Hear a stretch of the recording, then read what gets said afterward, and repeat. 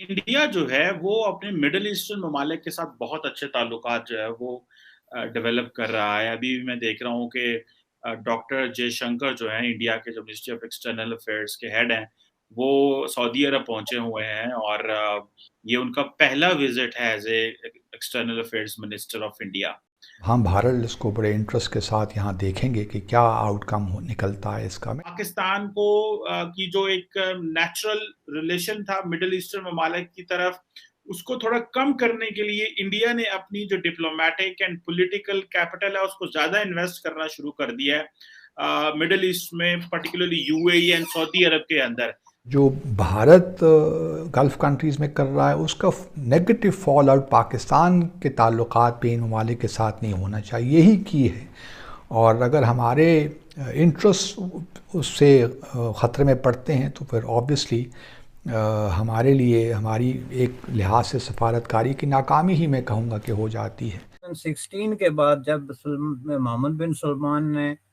Repeated visits जो हैं वो की इंडिया की, एक नई ओपनिंग की, और जो आप यूँ समझ लें कि सऊदी अरबिया का ग्लास नोस्ट और प्रिस्ट्राइका, आप यूँ समझ लें का नतीजा ये निकला कि उन्होंने पूरे डोर ओपन किए इंडिया के सामने और इंडिया को एक्सप्लेन किया कि इसमें हमारे इशू पे ये हैं, यानी कश्मीर पे उन्होंने टोटल वही पोजीशन इख्तियार की जो इंडिया की ऑफिशियल पोजीशन है,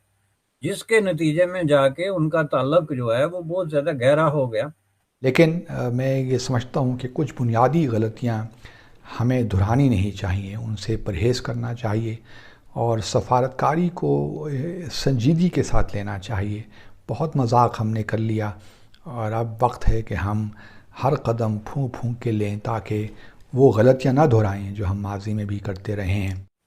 और उसके मज़ाहिर आप मुख्तलिफ तरीक़ों से देख रहे हैं, जिसमें उनकी इन्वेस्टमेंट, उनकी ट्रेड, उनके जो फाइनेंशियल टाइज़ हैं, और सबसे बढ़ के तो इंडिया का ये क्लियर कट किस्म का इनकार कि जी मसला कश्मीर पे हम ये नहीं कर सकते जो हम पहले करते रहे, ओआईसी को इस्तेमाल होने से रोकना, ये सारी चीज़ें जो है शामिल थे एज वी स्पीक।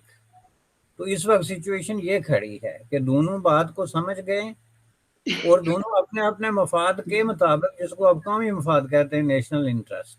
कोई शक नहीं है कि सऊदी अरब और पाकिस्तान के दरमियान और यूएई पाकिस्तान के दरमियान फॉर दैट मैटर ताल्लुकात में मैं ये तो नहीं कहता कशीदगी हुई, लेकिन मिसअंडरस्टैंडिंग ज़रूर पैदा हुई। तो अब जयशंकर साहब गए हैं, इसमें भी कोई शक नहीं है कि जो स्पेस भारत ने बनाई है गल्फ़ कंट्रीज़ में, ख़ास तौर पे सऊदी अरब में और यूएई में, उससे हमें थोड़ा बहुत ये है कि इसको सीरियसली लेना चाहिए। उस तरह डायरेक्ट सरोकार नहीं है, लेकिन क्वेश्चन ये है कि वो हमारी कॉस्ट पे नहीं होना चाहिए, हमारे इंटरेस्ट की कॉस्ट पे ना हो। उन्होंने आपस में एक नेचुरल किस्म की रिलेशन डेवलप की है जो कि उनके दरमियान बनती है। इतनी बड़ी तादाद में इंडियन वर्कर्स जो हैं वो सऊदी अरबिया में काम करते हैं, बहुत बड़ी तादाद में ज़र मुबादला वहाँ पे जाता है, ऊपर से ये इन्वेस्टमेंट के इनिशिएटिव्स और इंसेंटिव्स, ये सारे आप अगर मिला के देखें तो Saudi Arabia is one of the most important partner आप कह सकते हैं इस वक्त, ना सिर्फ फाइनेंशियली बल्कि स्ट्रेटेजिकली भी। उन्होंने बहुत सारे ऐसे माहे, अगर आप डिटेल में जाएं तो साइन किए हैं, जिसकी वजह से जो है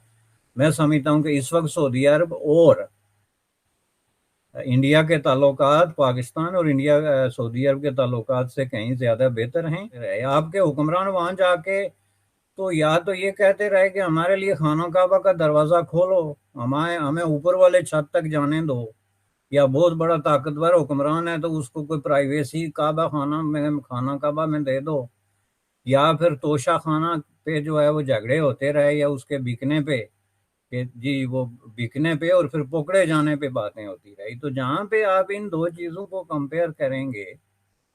मेरे ख्याल में इससे बेहतर है कि कंपेयर आप ना करें, इनको अलग अलग रहने दें, पाकिस्तान और सऊदी अरब के ताल्लुकात और सऊदी अरब और इंडिया के ताल्लुकात में, तो वो ज़्यादा बेहतर रहेगा। देख रहा था जो प्रेस रिलीज जारी की जो एक्सटर्नल अफेयर्स मिनिस्ट्री है इंडिया की, उन्होंने कहा जी कि डॉक्टर जयशंकर और जो सऊदी काउंटर पार्ट हैं वो political, security, social, cultural cooperation पे बात करेंगे, फिर वो जो है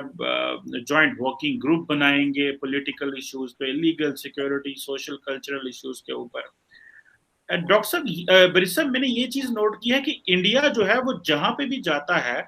وہ ایک اسٹریٹجک پارٹنرشپ برس صاحب ڈیولپ کرتا ہے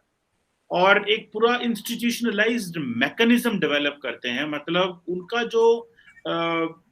جو ریلیشن شپ یا جو ڈپلومیسی ہے وہ پرسنالٹی پہ بیس نہیں کرتی, وہ بیس کرتی ہے وہ جو رولز ریگولیشن ادارے بنانا اس پہ ہے. انسٹیٹیوشنلائز ریلیشن شپ کے لیے انسٹیٹیوشن ہونا ضروری ہے. نے پوائنٹ کیا سب سے بڑا بات جو آپ نے پوائنٹ آؤٹ کی ہے کہ یہی وجہ ہے کہ انسٹیٹیوشنلائز نہیں ہوتا, چونکہ آپ کی ڈیمانڈ ہی نہیں ہوتی. دو چیزوں میں آپ کی انٹرسٹ ہے, یہ کہ آپ کو پرسنل پروٹوکول کتنا ملا اور آپ کو تحفے کتنے ملے, اسی پہ سارا جو ہے وہ گھومتا ہے اس کے ارد گرد. آپ دیکھیں جو پروٹوکول اس وقت تک انڈین لیڈرشپ کو ملا, میں پرائم منسٹر پنڈت جواہر لال نہرو کی بات نہیں کرتا چونکہ وہ 50s کی بات ہے, تو اس وقت پروٹوکولز کی حدود بھی اور پریسیڈنٹس بھی جو ہے وہ تھوڑی تھی. لیکن آپ صرف منموہن اور نریندر مودی کی دیکھ لیں. منموہن سنگھ نے جو ہے وہ سعودی پارلیمنٹ سے خطاب کیا تھا, جو کہ ایک ریئر اپرچونیٹی ہے. پاکستان کے یہ جو مسلم حکمران جن کو اپنے آپ کو مرد مجاہد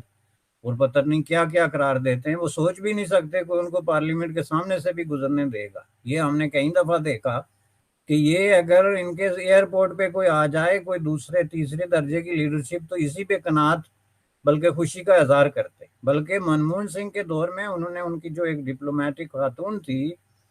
اس کو پردے سے بھی انہوں نے استثناء قرار دے دیا تھا. منموہن سنگھ کی جو ہے رسپیکٹ میں, حالانکہ وہ خود پگڑی پہنتے یعنی ان کو اس پہ اعتراض نہیں ہونا چاہیے تھا اگر کوئی ریلیجس سمبل دوسری طرف ہوتا بھی تو.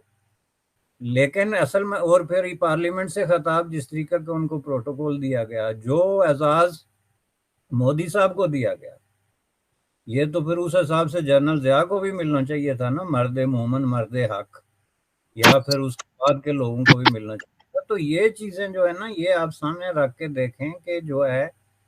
اس کے پیچھے ایک پورا ایک بیک گراؤنڈ ہوتی ہے, ایک پورا پروسیس ہوتا ہے جس میں کہ ملک اپنے مفادات کو لانگ ٹرم بنیادوں پہ دیکھتے ہیں. پاکستان سعودی ریلیشن شپ جو ہے وہ ہمیشہ اس طرح چلتی رہی کہ جو شخصیت بیٹھی ہوئی تھی اس نے سعودی عرب کو استعمال کر کے اپنے اقتدار کو 2-4 سال آگے کرنے کی کوشش کی, یا اپنے کرائسس سے نکالنے کے لیے سعودی ایمبیسی اور سعودی سفارتکاروں کا استعمال کیا. یہ ساری چیزیں جو ہے نا جب تک چلتی رہیں گی اس وقت آپ کسی بہت بڑی بریک تھرو کے جو ہے وہ بات نہیں کر سکتے, چونکہ اس میں انسرٹنٹی ہے. تیسرا جو ہے وہ سعودی عرب والوں کو بھی پتا ہے کہ پاکستان میں اصل ڈیسیجن میکر کون ہے, اور ان کو پتا ہے کہ یہ جو لوگ کوئی صدر بن کے یا وزیر بن کے آتا ہے ان کی اہمیت کتنی ایک ہے اور یہ کتنی ایک ویٹ رکھتے ہیں اور ان کی ڈیسیجن میکنگ کیا ہے.